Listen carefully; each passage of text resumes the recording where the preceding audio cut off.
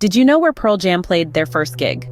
Well, it's none other than the iconic El Corazon in Seattle, a venue that's seen the rise of many a rock and roll legend. But back then, it was known by a different name, the Off-Ramp. The Off-Ramp, situated at 109 Eastlake Avenue East, Seattle, Washington, is more than just a building with a stage and sound system. It's a rock and roll landmark, a place that's watched the evolution of music and been a part of it, every step of the way.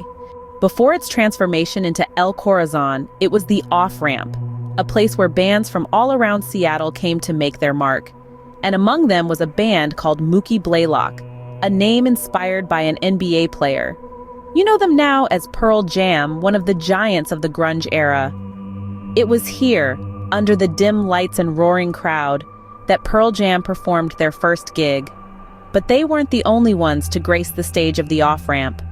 Alice in Chains, another name that echoes in the annals of rock history, was a regular house band on Friday nights.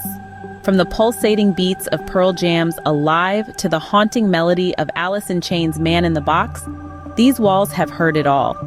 And despite the change of name, El Corazon continues to carry the legacy of the Off-Ramp, hosting bands and artists and shaping the music scene in Seattle and beyond. If you're intrigued by the stories behind the sound, the tales of rock and roll, do yourself a favor.